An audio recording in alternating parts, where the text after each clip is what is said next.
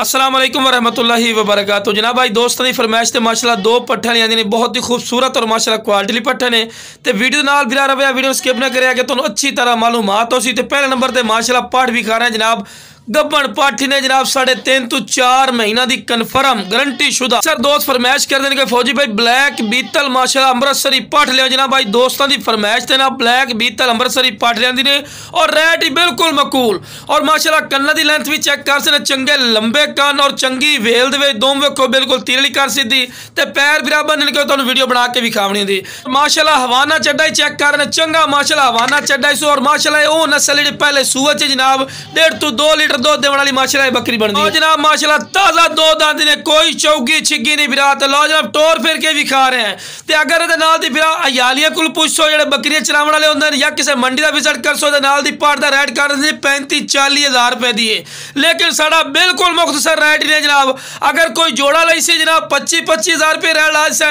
अगर कोई 1-2 अलग ली सी अलग रेट होना है। तो लो जनाब दूसरे नंबर पर माशाल्लाह पाठ आ गई खूबसूरत और माशाल्लाह क्वालिटी वाली चीज। तो लो जनाब खूबसूरत इंतहाई ने जनाब बिल्कुल तोता फेस ए चीज होंगी तो लो जनाब माशाल्लाह होंगी तोता फेस माशाल्लाह बिल्कुल तोता फेस और वाइट अख जी माशाल्लाह अख चेक कर जी नगीना होंगे बिरा ए चीज होंगी है और झालर भी चेक करो माशाल्लाह चंगी झालर जी वच्छा दे कन्ना की लेंथ भी चेक कर सकते चंगे लंबे कन और चौड़ाई दे विच और कन्ना की खूबसूरती भी चेक कर सकते चीज है माशाल्लाह फेस ब्यूटी भी चेक कर सकते बिरा ए शौक होंगे टेढ़े दोगले का फायदा नहीं होता बिरा शौक करना तो जो शौक हो बिल्कुल बरीक पशम और ढिली चमड़ी